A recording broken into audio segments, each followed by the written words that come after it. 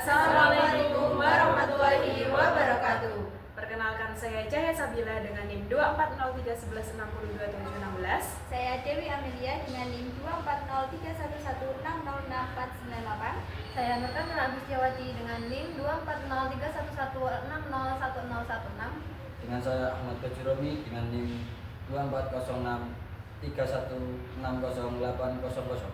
Saya Reza dengan NIM 240631607129. Di sini kami akan membahas teori behaviorisme menurut pandangan Albert Bandura.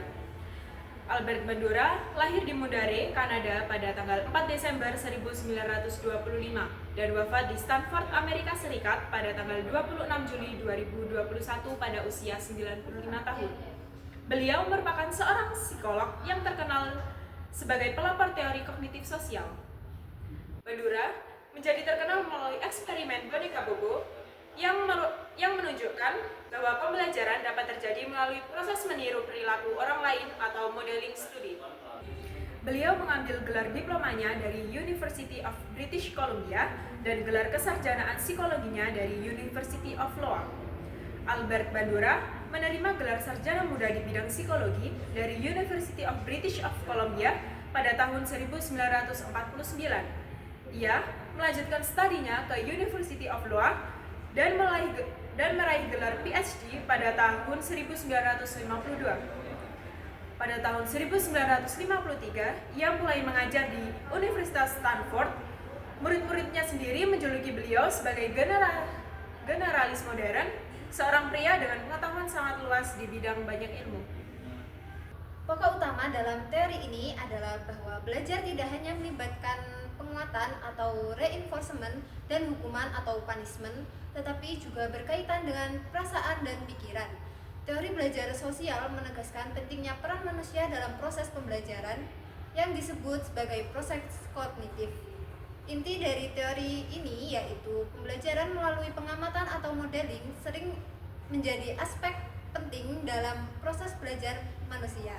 Kemudian, dalam proses modeling dikenal konsep reinforcement tidak langsung atau vicarious enforcement, yaitu ketika penguatan yang dialami orang lain dapat memperkuat perilaku seseorang. Selain itu, ada juga self-reinforcement, di mana individu dapat memberikan penguatan pada dirinya sendiri tanpa harus bergantung pada penguatan dari orang lain.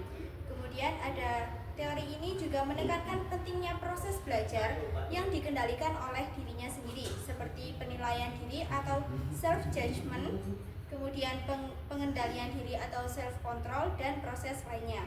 Dan yang terakhir yaitu memperkenalkan penguatan ide pada diri sendiri atau self-reinforcement demi meraih kepuasan yang lebih besar di masa depan. Lalu selanjutnya, implikasi teori dalam pendidikan. Implikasi teori dalam pendidikan diantaranya ada pembelajaran melalui observasi atau modeling, di mana individu dapat mempelajari perilaku baru dengan mengamati orang lain tanpa harus mengalami langsung konsekuensi perilaku tersebut. Selanjutnya, reinforcement tidak selalu langsung, yang dimana melihat orang lain mendapatkan reinforcement atau vicarious reinforcement juga dapat mempengaruhi pembelajaran seseorang. Ini menambah dimensi baru pada konsep reinforcement dalam behaviorisme. Selanjutnya, peran proses kognitif, di mana individu melakukan evaluasi terhadap apa yang mereka amati, mengontrol diri sendiri atau self-regulation, dan membuat keputusan berdasarkan penilaian tersebut. Dan selanjutnya, self-efficacy dan motivasi, yaitu keyakinan individu terhadap kemampuan dirinya dalam melakukan tugas tertentu. Dan yang terakhir adalah penerapan dalam pendidikan dan terapi, yaitu mendorong penggunaan model atau contoh positif dalam pembelajaran serta pengembangan kemampuan kontrol diri dan motivasi internal siswa atau klien. Selanjutnya, penerapan nyata teori ini di kelas.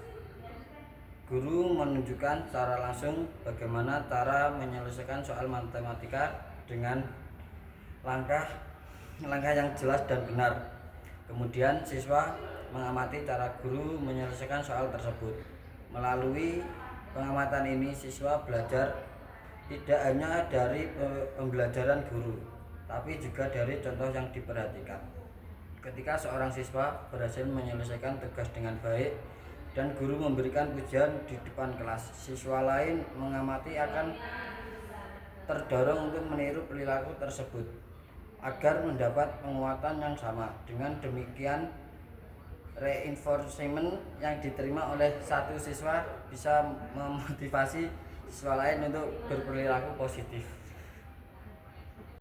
Sekian pembahasan dari kelompok kami. Terima kasih. Wassalamualaikum warahmatullahi wabarakatuh.